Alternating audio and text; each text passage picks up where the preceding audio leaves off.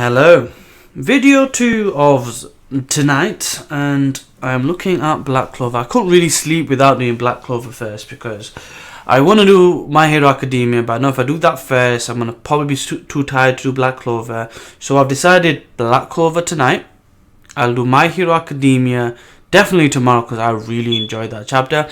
Demon's Plan and then a few other things. Also with Black Clover there was an interesting discussion. An interview between the creator of the manga and I think he's an editor and then an interviewee or interviewer discussing a few things about Black Clover. I'll do a video on that very soon, so for those that really like Black Clover, I'll do a video over the weekend, hopefully, and we'll go through that. But without further ado, let's get through this short but sweet review. Bare things to talk about. So, we always talk about how Black Clover is fast paced, and this is another example of that. But what we get at the end, because of all this information, is anticipation for next week. Wow, the ending. So I'm going to go through the chapter bit by bit or segment by segment and give you my thoughts. Let's start with the first key point that I thought was interesting. Asta is not an idiot. He's not dumb.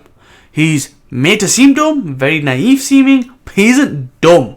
So there's a point where Ladros is like, oh, I'm going to die. You don't leave me like this. Please help me. And he's like, come on, bruh. I didn't hit any of your vitals. You're not going to die anytime soon. And let's be honest, if I'd have missed you, me up. And he's like, oops, this guy's not going to fall for the easy stuff. So he didn't fall for the obvious. And he goes, that's really basically indication of battle. So ultimately, the more experience he gets, the trickier individuals he's going to be able to manipulate or not get manipulated by. This is good because the more experience he gets before dealing with Liar, the less chance he's going to be fooled, because that guy fools everybody, considering he's pretending to be a captain or something in the capital right now. So that's interesting. But he understands the stakes. He understands, how powerful his enemy is, what risk he has to take, and what risk he shouldn't take. So even though he's reckless, he knows and understands this, certain situations he's got to be really careful, such as taking swords out. This causes Ladros to really reevaluate his plans. So he runs.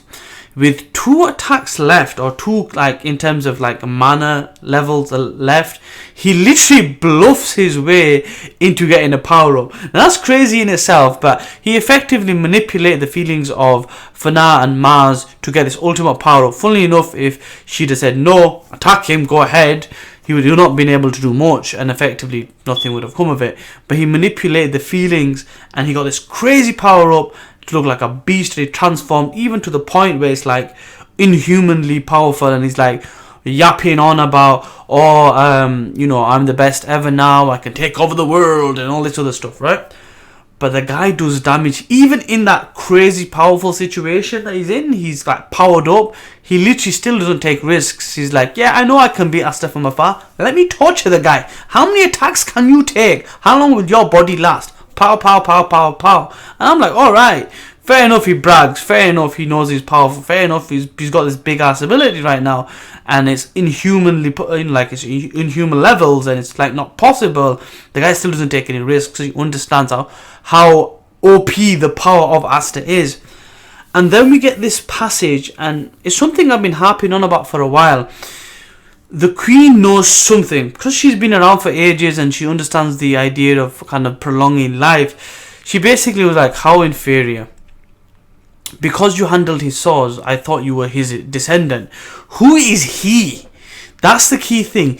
Is she talking about the first demon king who was wielding swords, or is it a person that basically defeated the demon king with these swords?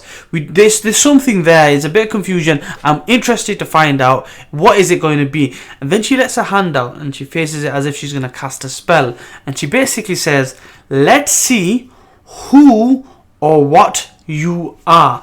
The who and the what, that's important, because the who could literally be he's a descendant of the person she's making reference to.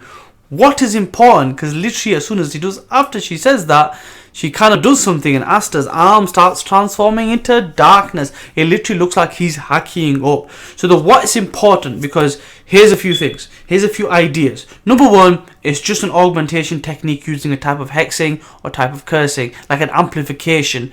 Or it could be an unsealing of something.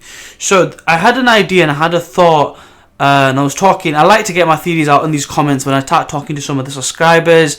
I like to get conversations going and have ideas. One of the ideas I had, or it was really wild and it was probably out there, was what if he's the parts of the demon power, or whether the first demon sorcerer emperor defeated was sealed in bodies, in childs, to prolong the power, and it's in Asta maybe, and maybe the demon's power is anti-magic, where the demons live, humans live with magic to counteract each other, the yin and yang effect, and it's something like that. And the idea was the first sorcerer emperor put the demon's power in Asta, the anti-magic, and put power of his own into Yuno, or some type of inheritance situation, because we don't know the timelines between the demon and the first sorcerer emperor. But that was an idea. It might be something like that, but it is crazy and I want to find out what's going on. So we had Ladros' transformation, this time turning into some flame beast.